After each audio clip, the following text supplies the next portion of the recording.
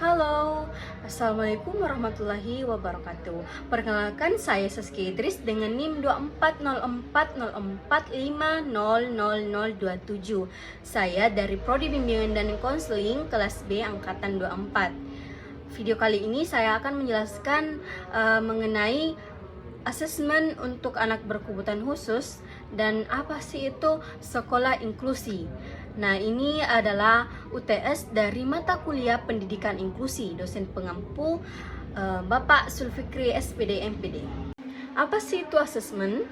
Asesmen adalah aktivitas informasi pengumpulan data yang bertujuan untuk menjawab pertanyaan-pertanyaan penting seperti identifikasi kebutuhan siswa, penempatan siswa, pengawasan kemajuan siswa, perencanaan pembelajaran, serta keefektifan suatu program pendidikan bagi siswa. Nah, untuk asesmen anak berkebutuhan khusus, asesmen anak berkebutuhan khusus adalah sebuah pengumpulan informasi secara menyeluruh mengenai karakteristik dan kondisi anak berkebutuhan khusus, baik itu kelebihannya maupun kelemahannya. Nah, ini bertujuan untuk membuat program pembelajaran yang sesuai dengan karakteristik serta kondisi anak berkebutuhan khusus untuk keefektifan suatu pembelajaran. Nah, selanjutnya itu untuk tujuan dari asesmen. Yang pertama itu untuk merencanakan asesmen. Nah, yang kedua itu mengumpulkan data.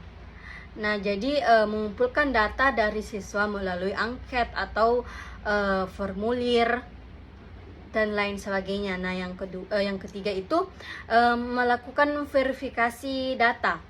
Nah, yang keempat mengolah dan menganalisis data yang sudah terkumpul. Nah, yang kelima ini menarik kesimpulan atau interpretasi dari asesmen. Nah, yang keenam menindaklanjuti hasil asesmen. Ini hasil asesmen perlu dievaluasi untuk lebih meningkatkan apa yang untuk direncanakan untuk siswa. Oke, next kita ke proses identifikasi asesmen. Nah, yang pertama itu adalah mengumpulkan data.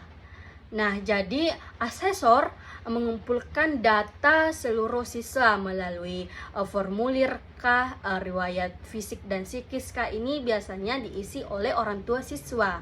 Yang kedua adalah menganalisis dan mengklasifikasikan data.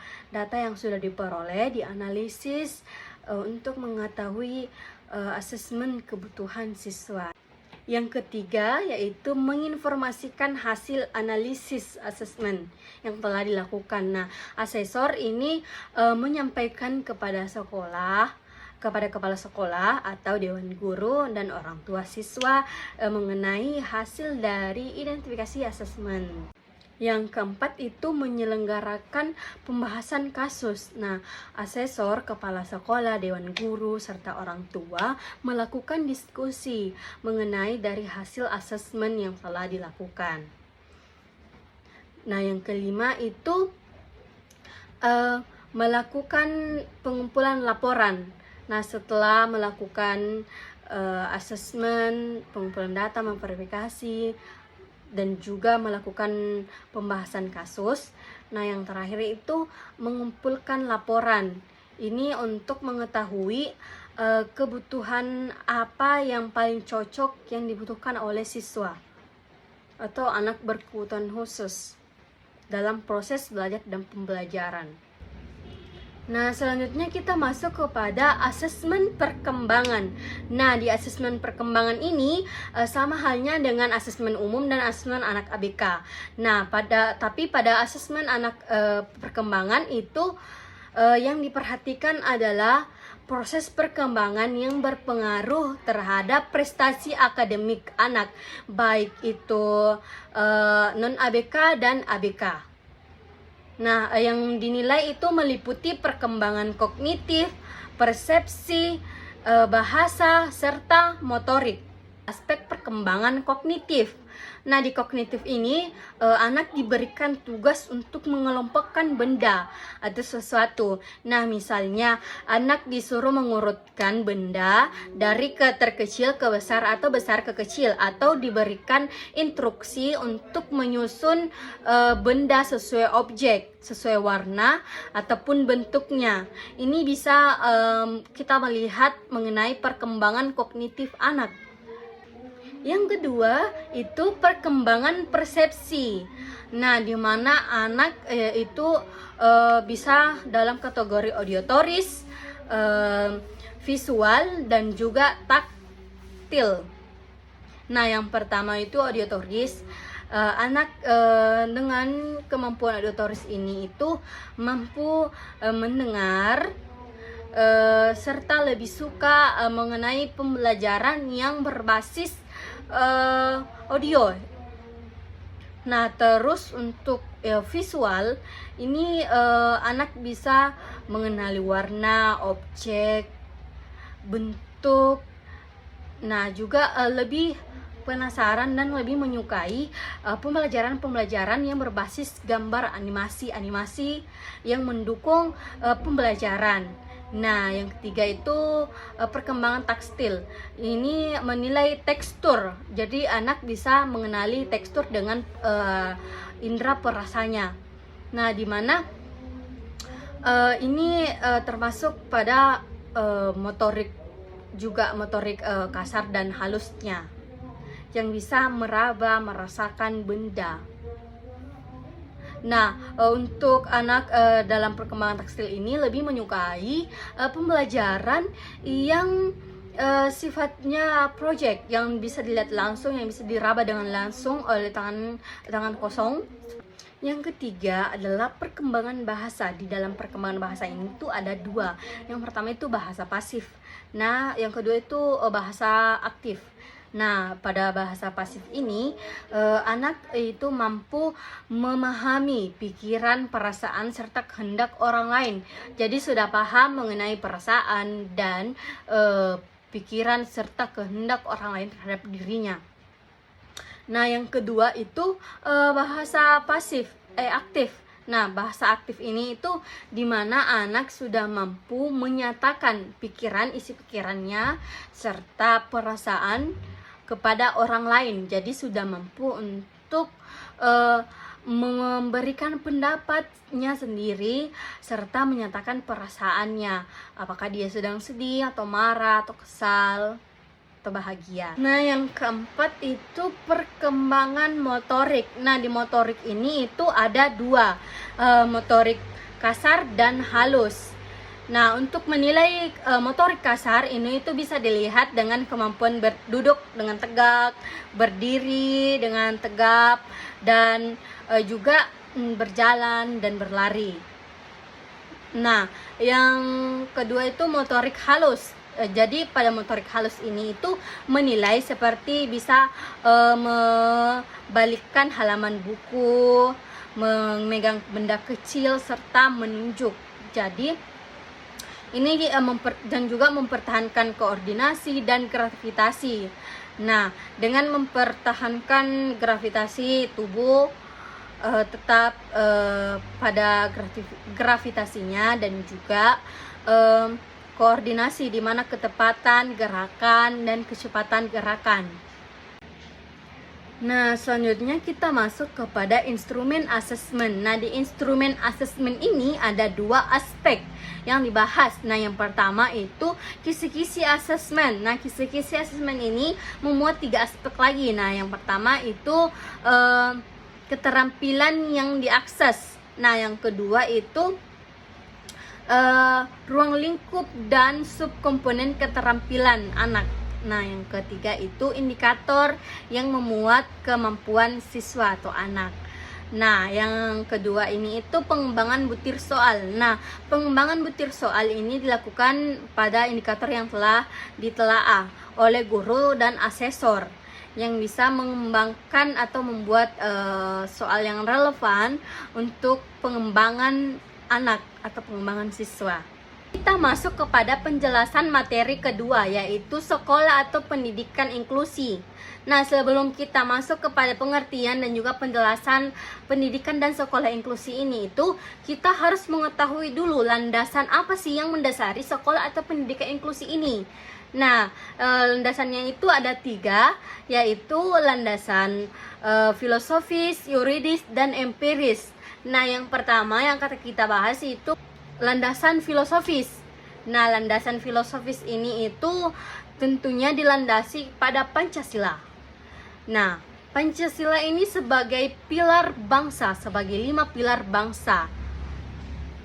Nah, fondasinya itu pada Bhinneka Tunggal Ika, berbeda-beda tetapi tetap satu jua. Nah, di mana Indonesia ini itu punya beragam etnis, budaya, istiadat, kepercayaan, dan agama, ras, dan juga suku yang beragam. Nah, karakteristik ini yang tetap walaupun berbeda itu sama dan adil. Nah, yang kedua itu pada landasan agama, terutama dalam agama Islam yang mengajarkan untuk manusia itu sama derajatnya dan mendapatkan keadilan yang sama. Jadi tidak ada pembedaan atau diskriminasi antara manusia A dan manusia B. Nah, yang ketiga itu hak asasi manusia, HAM. Jadi semua orang ini memiliki HAM, hak asasi manusia, di mana secara universal. Nah, hak asasi manusia ini itu memiliki hak dan kewajiban yang sama, dan ini harus dipenuhi untuk sebagai hak asasi manusia yang didapat oleh semua manusia. Selanjutnya itu kita ke landasan kedua, yaitu landasan yuridis pendidikan inklusi di Indonesia. Ini itu meliputi yang pertama itu Undang-Undang Dasar 1945. Nah, yang kedua itu Undang-Undang Nomor 23 Tahun 2002 mengenai hak perlindungan anak. Nah, selanjutnya itu Undang-Undang Nomor 20 Tahun 2003 mengenai standar sistem pendidikan nasional. Nah, terus Peraturan Nomor 19 2005 mengenai standar pendidikan nasional. Nah, terus adanya surat edaran Dirjen Dikdasmen Depdiknas tahun 2003 mengenai pendidikan inklusi. Nah, selanjutnya kita beralih kepada landasan ketiga, yaitu landasan empiris. Nah, banyak peristiwa internasional yang melandasi adanya pendidikan inklusi. Meliputi yang pertama itu Deklarasi Hak Asasi Manusia yang terjadi pada tahun 1948. Nah, terus peristiwa kedua yaitu Konvensi Hak Anak yang terjadi pada 1989. Terus adanya Konferensi Dunia tentang Education for All atau pendidikan untuk semua yang terjadi pada 1990. Terus adanya revolusi PBB mengenai kesempatan bagi penyandang disabilitas. Nah, ini terjadi pada 1993. Terus adanya rekomendasi Salamanca terjadi pada 1994. Ini memperkenalkan pendidikan inklusi secara global, secara menyeluruh kepada seluruh dunia. Nah, terus adanya rekomendasi Dakar untuk mengevaluasi terjadinya pelaksanaan pendidikan inklusi. Ini pada tahun 2000. Nah, terus adanya rekomendasi Bandung yang mengacukan atau mencadangkan komitmen Indonesia menuju pendidikan inklusi. Ini terjadi pada tahun 2004. Terus pada tahun berikutnya ada rekomendasi Bukit Tinggi yang mencadangkan juga pendidikan inklusi. Pengertian sekolah atau pendidikan inklusi. Nah, pendidikan inklusi ini adalah istilah dari Education for All atau pendidikan yang ramah untuk semua. Dalam konsep ini itu yang pertama itu memberikan pelayanan pendidikan bagi anak berkebutuhan khusus ABK untuk bisa belajar bersama-sama dengan teman-teman sebayanya di sekolah reguler tanpa membedakan ruangan ABK dan non-ABK. Nah, yang kedua itu menciptakan program pendidikan yang sesuai dengan kebutuhan individu, terutama anak berkebutuhan khusus yang memiliki karakteristik yang spesial. Mengakui bahwa semua anak itu bisa belajar tanpa memandang anak itu punya kebutuhan khusus, disabilitas, ataupun dari kalangan keluarga yang kurang mampu. Jadi tanpa diskriminasi. Jadi semua siswa sama tanpa membedakan latar belakang, disabilitas, atau ABK dan non-ABK. Nah, selanjutnya kita masuk kepada pembahasan ABK versus pendidikan inklusi. Nah, kedua hal ini, ABK dan pendidikan inklusi ini itu jika terlihat atau terdengar itu seperti sama, tapi nyatanya berbeda walaupun mereka berdua ini saling berkesinambungan. Nah, untuk ABK ini itu di sekolah SLB atau sekolah luar biasa. Nah, di sekolah luar biasa ini itu semuanya adalah anak berkebutuhan khusus. Jadi hanya anak ABK saja yang di sekolah SLB tanpa adanya non ABK. Nah, terus guru memiliki keahlian khusus yang luar biasa untuk mendampingi anak berkebutuhan khusus yang penuh karakteristik dan kondisi-kondisi yang berbeda. Dan juga fokusnya pada perkembangan kondisi anak berkebutuhan khusus. Nah, sedangkan pendidikan inklusi ini itu baik anak berkebutuhan khusus maupun tidak, jadi non ABK ataupun ABK serta disabilitas ataupun tidak, ini belajar bersama-sama dalam suatu ruangan tanpa adanya diskriminasi, tanpa adanya perbedaan. Jadi semua siswa sama saja dan dalam suatu ruangan, tidak dibeda-bedakan ruangannya. Nah, terus juga mengakomodasi perbedaan-perbedaan yang ada di siswa-siswa tersebut, misalnya latar belakang, kebutuhan, disabilitas, ABK, non-ABK. Nah, seperti itu. Nah, terus menciptakan masyarakat yang inklusif tanpa adanya diskriminasi. Jadi, masyarakat juga perlu diedukasi mengenai apa sih itu pendidikan inklusi ataupun bersikap inklusi di dalam masyarakat tanpa adanya diskriminasi, bahwa semua itu manusia sama saja, baik dari latar belakang, kemampuan, miskin, kurang mampu ataupun kaya. Prinsip pendidikan atau sekolah inklusi. Nah, prinsip ini mengusung mengenai anak bisa belajar tanpa terkecuali. Nah, semua anak bisa belajar tanpa terkecuali. Nah, terus pendidikan inklusi ini memberikan semua hak yang sama untuk anak-anak bisa menggapai atau mendapat pendidikan yang bermutu.